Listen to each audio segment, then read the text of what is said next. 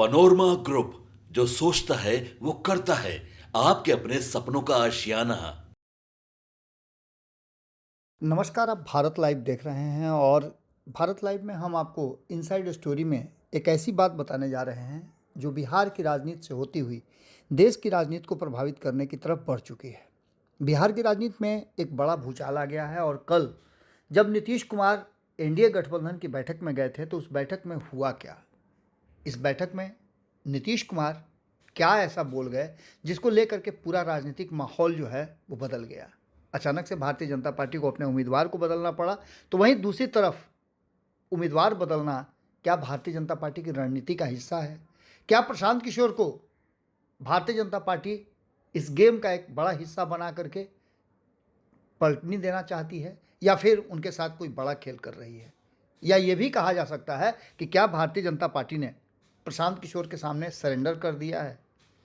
हम पूरी कहानी आपको बताते हैं और इस इनसाइड स्टोरी में कुछ ऐसे खुलासे भी करेंगे जिसको लेकर के आपके भी ज़मीन से कहीं ना कहीं खिसक जाएगा। यानी कहा जाए तो आपके पैर जो हैं, पैर के नीचे से ज़मीन खिसक जाएगी।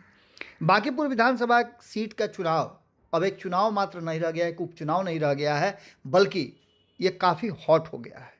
यहाँ से कहा यह जा रहा है कि अब जो भी जीत के जाता है वो या तो किंग मेकर की भूमिका में रहेगा या फिर आप ये मान के चलिए कि वो पूरा का पूरा डुबा देगा सब कुछ। सीधे तौर पे आप समझ लीजिए कि यहाँ जो राजनीतिक स्थिति है उसमें प्रशांत किशोर के मैदान में उतरने के बाद और प्रशांत किशोर के बहुत सारी ऐसी बातें हैं जो लगातार वो खुलासे कर रहे हैं, उसके बाद भारतीय जनता पार्टी एक एक कदम फूंक करके चल रही है। अभी अभी उसने अपने घोषित उम्मीदवार अभिषेक बंटी, जो कि ये कहते हुए प्रेस कॉन्फ्रेंस करते हो कि पारिवारिक कारण और निजी कारणों से वो अपना नाम वापस ले रहे हैं, तो वहीं दूसरी तरफ बिना देर किए एक और ऐसे ही कैंडिडेट को उतार देती है भारतीय जनता पार्टी। अभिषेक कुमार बंटी की जगह नीरज कुमार सिन्हा को मैदान में उतारा जाता है। और नीरज सिन्हा कौन है ये खोजने में मीडिया को और राजनीतिक गलियारे में जो लोग हैं उनको काफ़ी समय लगा। जो उनके हलफनामे या कहा जाए उनके बारे में जो जानकारी प्राप्त हो रही है, उस जानकारी में भी कई भ्रामक बातें सामने आ रही हैं। जानकारी ये है कि कहीं ऐसा तो नहीं कि नीरज कुमार सिन्हा को उतार करके भारतीय जनता पार्टी कोई बड़ा खेल खेल रही है या फिर भारतीय जनता पार्टी ने प्रशांत किशोर के सामने सरेंडर कर दिया है। इस पूरी कहानी को समझने के लिए आपको ये समझना पड़ेगा कि क्या एक तीर से भारतीय जनता पार्टी कई शिकार कर रही है। कल एनडीए गठबंधन की बैठक थी और ये बैठक जहां नीतीश कुमार 20 सालों से टिके हुए थे, तो वहीं अब सम्राट चौधरी उस एक अन्य मार्ग में रहते हैं। वहीं ये बैठक थी और खुद नीतीश कुमार भी इस बैठक में शामिल हुए थे। अब इसमें ऐसा लग रहा है कि कहीं ऐसा तो नहीं कि एक ही तीर से भारतीय जनता पार्टी नीतीश कुमार, तेजस्वी यादव, चिराग पासवान, जीतन राम मांझी, उपेंद्र कुशवाहा सहित उन सभी छत्रपों को ठिकाने लगाने का कोई बड़ा प्लान कर रही है। क्या क्रॉस पॉलिटिकल गेम प्लान रचा है भारतीय जनता पार्टी ने, जिससे एक साथ वो विकल्प भी तैयार करना चाहती है और पूरी तरह से समाप्त भी करना चाहती है। आपको याद होगा हमने कहा था कि पंजाब में और कहीं ना कहीं दिल्ली में अरविंद केजरीवाल जैसे नेता को आगे बढ़ा करके या फिर कहा जाए कि उनके उदय से भारतीय जनता पार्टी को काफ़ी फायदा हुआ। भले ही उसमें 3 चुनाव लग गए, लेकिन दिल्ली में भारतीय जनता पार्टी ने अपना पैर जमा लिया। तो वहीं पंजाब में भी उसकी स्थिति बहुत अच्छी है। तो दूसरी तरफ अब तो पश्चिम बंगाल में भी भारतीय जनता पार्टी की सरकार है। बिहार में भारतीय जनता पार्टी 20 साल के इंतजार के बाद अपना मुख्यमंत्री दी है और यहाँ एक छोटा चुनाव या कहा जाए कि उपचुनाव इतना ज़्यादा महत्वपूर्ण कैसे बन गया और इसके पीछे की राजनीति क्या है। निश्चित रूप से इस अभेद किले को भारतीय जनता पार्टी क्या कमज़ोर करना चाहती है या फिर मात्र 3.5 साल या 4 साल के आसपास अब यहाँ बचे हुए हैं कार्यकाल, उसमें भारतीय जनता पार्टी कोई नया खेल खेल रही है। आपको बता दें कि भारतीय जनता पार्टी का ये अभेद किला है और हाल ही में ये खाली हुआ है नितिन नवीन के 5 बार चुनाव जीतने के बाद, उनके राज्यसभा जाने और पार्टी के राष्ट्रीय अध्यक्ष बनने के बाद। पहले घोषित जो प्रत्याशी थे अभिषेक कुमार बंटी, उन्होंने पारिवारिक कारणों का हवाला देते हुए अपना नाम वापस लिया है। तो वहीं आपको बता दें कि अंदरूनी सूत्रों के मुताबिक अभिषेक सिन्हा को एक बेहद करीबी परिवार के सदस्य का नाम जो है या उनके पिता के बारे में कहा जाता है कि उनके चारे घोटाला में उनकी संलिप्तता बताई गई थी और उसके चलते उन्हें सज़ा भी हुई थी। वो चारा घोटाला में सज़ा याफ्ता है इसको लेकर के। लेकिन अगर वो सज़ा याफ्ता है तो और कई लोग हैं, खुद तेजस्वी यादव को नीतीश कुमार जैसे नेता जो कि जीरो टॉलरेंस रखते हैं इसमें, लालू प्रसाद चारा घोटाला के अभियुक्त सजा याफ्ता उनके बेटे को लेकर के और दो बार उप मुख्यमंत्री बना चुके हैं। तो यहाँ तो सिर्फ चुनाव लड़ने की बात थी, तो अभिषेक बंटी के लिए सिर्फ यही बात नहीं हो सकती है। प्रशांत किशोर इस मुद्दे को लेकर के क्या करने वाले थे? कहा तो ये जा रहा है कि प्रशांत किशोर के हाथ और भी कई ऐसे जो उनके पास तर्क आ गए थे या फिर उनके पास ऐसे सबूत आ गए थे जिन सबूतों को वो चुनाव में प्रयोग करने वाले थे। भारतीय जनता पार्टी के डर का सबसे बड़ा कारण यही था। और जैसा कि आप जानते भी हैं कि प्रशांत किशोर राजनीतिक रणनीतिकार के रूप में लंबा अनुभव प्राप्त कर चुके हैं और वो करते रहे हैं। अपने लिए जब राजनीति करनी हो तो निश्चित रूप से वो एक एक कदम और ज़्यादा मजबूती से फूक फूक कर रखेंगे। दूसरी तरफ आपको बता दें कि बिहार एनडीए की आपात बैठक बुलाई गई थी और बाकी पूर्व उपचुनाव के लेकर के इस पूरे मीटिंग को उसी के इर्द गिर्द रखा गया। आपको बता दें कि जैसे ही उम्मीदवार का चयन हुआ था तो हमने पंचनामा के माध्यम से आपको बताया था कि कहीं ऐसा तो नहीं कि भारतीय जनता पार्टी वो मेमना खोज रही है, स्केप गॉट, जिसकी चर्चा हमारे संपादक नमन बिस्रा जी ने भी किया था। हमने बताया था कि कहीं ऐसा तो नहीं कि बांकीपुर चुनाव में मेमने को सामने रख करके, जैसा कि प्रशांत किशोर लगातार कह रहे हैं कि भारतीय जनता पार्टी का कहना है कि कुत्ता बिल्ली को भी उतार देंगे तो वो चुनाव जीत जाएगा। अब इस बात को लेकर के जहां एक तरफ प्रशांत किशोर हमला कर रहे हैं, वहीं दूसरी तरफ आपको बता दें कि अचानक से इस प्रशांत किशोर के दबाव और उनके कही गई बातों पर भारतीय जनता पार्टी का एक्ट कर देना, अपना उम्मीदवार बदल देना, कहीं ना कहीं भारतीय जनता पार्टी को नाकामी, या पहले राउंड में कहा जाए तो प्रशांत किशोर बिना नामांकन किए ही इस चुनाव में एक स्टेप तो आगे बढ़ गए हैं। नीतीश कुमार का रुख क्या है, इस बात को लेकर के भी कई तरह की बातें चल रही हैं। तो वहीं प्रशांत किशोर ने सीधे तौर पे पिछले 6 महीने की सरकार, 7 महीने की जो सरकार है उस सरकार और खास करके 100 दिन पूरा करने वाले सम्राट चौधरी के लिए कहा यह जा रहा है कि जनमत संग्रह के रूप में भी देखा जा रहा है। प्रशांत किशोर ने साफ कहा है कि पुरानी सरकार को छोड़िए ना, 100 दिनों की सरकार का जनमत संग्रह करा लीजिए और भारतीय जनता पार्टी के हाथ में बिहार की सत्ता आने के बाद लोग कितना संतुष्ट हैं ये इस चुनाव में पता चल जाएगा। यानी यहाँ भी कहीं ना कहीं भारतीय जनता पार्टी फंसी हुई है। नीतीश कुमार का रुख सीधे तौर पे ये साफ साफ नजर आ रहा है कि अपनी पार्टी के भीतर हो रहे हलचल को लेकर के भी नीतीश कुमार कहीं ना कहीं एनडीए गठबंधन के भीतर जो ग्राफ धीरे से गिरा है और गठबंधन में नीतीश कुमार का पलड़ा मजबूत हुआ है, इसको लेकर के भी कहीं ना कहीं भारतीय जनता पार्टी की चिंता है। और नीतीश कुमार अब इस बात को लेकर के अपनी मजबूती बनाए रखने को लेकर के भी कोई बड़ा फैसला ले सकते हैं। बार बार ये बात कहा जा रहा है कि बांकीपुर में मुकाबला त्रिकोणीय बनाने के पीछे एक बड़ा एजेंडा छिपा हुआ है। भारतीय जनता पार्टी और विपक्षी ताकतें जानबूझकर प्रशांत किशोर को स्पेस दे रही हैं। प्रशांत किशोर के बीच में आने के बाद इस चुनाव का रुख बदलेगा। राजद ने यहाँ से रेखा गुप्ता को एक बार फिर से उतारा है। कांग्रेस चाहती थी कि इंडिया गठबंधन प्रशांत किशोर का समर्थन करे, लेकिन तेजस्वी ने साफ मना कर दिया।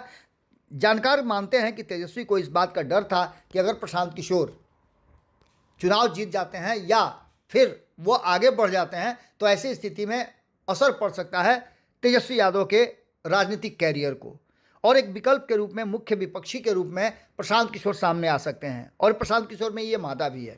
दूसरी तरफ एमओआई वोट बैंक और युवा वोट बैंक उनके तरफ से खिसक सकता है। हालांकि आपको बता दें कि प्रशांत किशोर को लेकर के एमओआई समीकरण बिखरा जरूर है। चाहे वो आप बात कर लीजिए वार्ड 26 में जब प्रशांत किशोर आए थे तो पूरा यादवों का भरा मोहल्ला है और इस मोहल्ले के सारे युवा जो हैं वो प्रशांत किशोर के साथ नजर आए थे। अब ये वोट में कितना कन्वर्ट कर पाते हैं वो एक अलग बात है, लेकिन कहीं ना कहीं प्रशांत किशोर के साथ खड़ा होना और बार बार ये कहना कि ये मौका मिला है भारतीय जनता पार्टी को औकात दिखाने के लिए, इसमें हम बगावत अपने पुराने जो कैडर हैं उनके साथ भी कर सकते हैं, तेजस्वी यादव के साथ भी कर सकते हैं, क्योंकि इस एकमात्र सीट के जीतने से न तो तेजस्वी को असर पड़ना है और न ही एनडीए गठबंधन को, सरकार को कोई असर पड़ना है। लेकिन प्रशांत किशोर के जीतने से इतना तो तय होगा कि प्रशांत किशोर क्या करते हैं इस 4 साल 3.5 साल में पता चल जाएगा।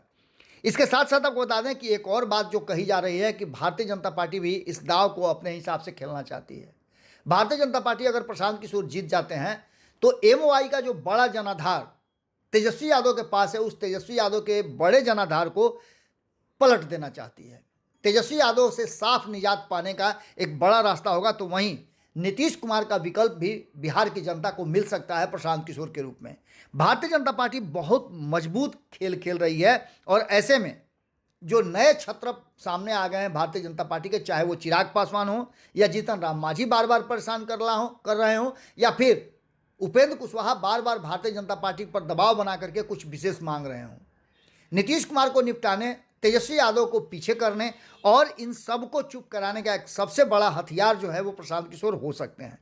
कहीं ऐसा तो नहीं कि भारतीय जनता पार्टी इसी कारण से कमजोर उम्मीदवार उतार रही है। भारतीय जनता पार्टी के पास एक से एक मजबूत उम्मीदवार थे, चाहे वो ऋतुराज सिन्हा की बात कर लें, नीलरतन घोष जो कि पूरे बांकीपुर में हर घर से परिचित हैं।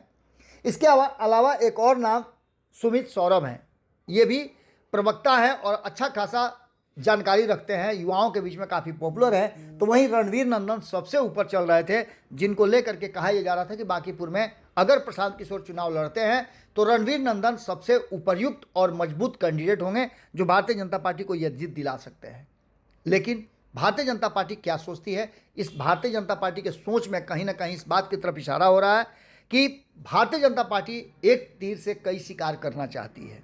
प्रशांत किशोर, नीरज कुमार सिन्हा जो कि अब अभिषेक बंटी की जगह पर उम्मीदवार है, अधिकृत उम्मीदवार हैं, और रेखा गुप्ता, ये तीन लोगों के बीच तो लड़ाई हो रही है। वहीं बीना मानवी से लेकर के और कई लोग इस चुनावी मैदान में उतर रहे हैं।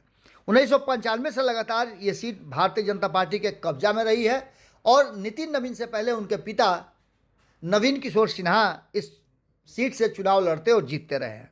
आपको बता दें कि 30 जुलाई को वोटिंग होगी और 3 अगस्त को परिणाम आएंगे। लेकिन उससे पहले जो ज़मीन तैयार की गई है उसमें एक तरफ प्रशांत किशोर जो काफ़ी मजबूती के साथ ये दावा कर रहे हैं कि वो चुनाव जीतेंगे और अभी वो पूरा पत्ता नहीं खोल पाया है, लेकिन दूसरी तरफ आपको बता दें कि भारतीय जनता पार्टी जिस तरह से एक्ट कर रही है, ये दूसरी बार ऐसा होगा जब भारतीय जनता पार्टी ने अपना उम्मीदवार बदला है। एक तो मजबूरी थी, एक खुद पवन सिंह ने पश्चिम बंगाल में चुनाव लड़ने से अपने आप को रोक लिया था, मना कर दिया था, टिकट मिलने के बाद भी उन्होंने क्विट कर लिया था। ये दूसरा ऐसा अवसर है जहां भारतीय जनता पार्टी का उम्मीदवार बदला गया हो। अब देखना दिलचस्प ये होगा कि उम्मीदवार बदलने से क्या असर पड़ता है और इसके क्या परिणाम सामने आते हैं। भारतीय जनता पार्टी निश्चित रूप से लड़ाई में पहला गोल तो खा चुकी है। अब देखना होगा कि समय रहते भारतीय जनता पार्टी इस गोल को बराबर करके एक गोल और दाग करके मैच जीत सकती है, या फिर इस मैच में प्रशांत किशोर की बढ़त हासिल होगी और जो विपक्ष लगातार भारतीय जनता पार्टी को कटघरे में खड़ा रखना चाहता है वो खड़ा रखने में सफल होता है या नहीं। जुड़े रहिएगा भारत लाइव के साथ। भारतीय जनता पार्टी की रणनीति अगर एक तीर से कई शिकार है तो निश्चित रूप से भारतीय जनता पार्टी का ये जो प्लान है वो प्लान आने वाले कई वर्षों तक देखा, समझा और परखा जाएगा। जुड़े रहिए भारत लाइव के साथ, खबरों का सिलसिला लगातार जारी है। बहुत बहुत धन्यवाद, नमस्कार। आपके सपनों को हमने सजाया है, ई होम्स पैनोरामा को हमने बनाया है। ई होम्स मेरा एक सपना था जिस पे मैं पिछले 4 साल से काम कर रहा था। हमने जो बनाया है वो सबने है माना। ई होम्स पैनोरामा में हो आपका भी आशियाना। और फाइनली हमने 2021 में इस प्रोजेक्ट को लॉन्च किया। बहुत लोग अप्रिशिएट कर रहे हैं कि पूर्णिया जैसे शहर में, बिहार के, एक तो बिहार की बात करें उसमें भी पूर्णिया जैसे छोटे जगह में इस तरह का लाइफस्टाइल देना, ये सुन के हम लोगों को बहुत अच्छा लगता है। ई होम्स में हमने कुछ और भी किया है, जैसे हम जिस जगह में रह रहे हैं हमारे फैमिली सिक्योर हो, उनको सिक्योरिटी का ध्यान में रखा है। आपकी सुविधा और सुरक्षा आपके लिए खास है, ये आपका विश्वास है। इसमें आर्टिफिशियल इंटेलिजेंस का 7 लेयर सिक्योरिटी का हमने इस्तेमाल किया है। लस ग्रीन कैंपस को बनाया है, यदि हमारा बाउंड्री वाल है तो वो वर्टिकल गार्डन है। ये जितनी भी फैसिलिटी होता है एक इंटरनेशनल टाउनशिप में ई होम्स है, ये हम लोग विश्वास नहीं कर पा रहे हैं। जो भी हमारे मित्र, दोस्त या जो भी हमारे बाहर के बाहर आते हैं तो हम लोगों को बहुत अच्छा सुनने को मिलता है और बहुत अच्छा क्रेडिट मिल रहा है। वो सारा हमने सिर्फ एक बिल्डिंग नहीं बनाया, हमें एक बहुत अच्छा लाइफस्टाइल दिया ये होम्स में, और मेरा एक सपना था जिसको मैं आज फुलफिल होते हुए देख रहा हूँ। ये आपका आवास है। ई होम्स पैनोरामा में अब आपका निवास है। E homes Panorama, luxurious lifestyle redefined. Panorama group, जो सोचता है वो करता है। अगर ये वीडियो पसंद आई और वह बिहार के राजनीति और बिहारियत से सरोकार रखेनी तो सब्सक्राइब बटन दबा के चैनल के सब्सक्राइब कर ली। ओजे एगो घंटी बा, ओकरा बटन दबा देला से कुल सटीक और मारक खबर रुआ मुफ्त में मिल जाई। अगर रुआ पत्रकारिता के हमनी के नया प्रयोग में सहयोग कर चाहतानी तो ज्वाइन बटन दबा दी। पेटीएम नंबर नोट कर ली 9386816700।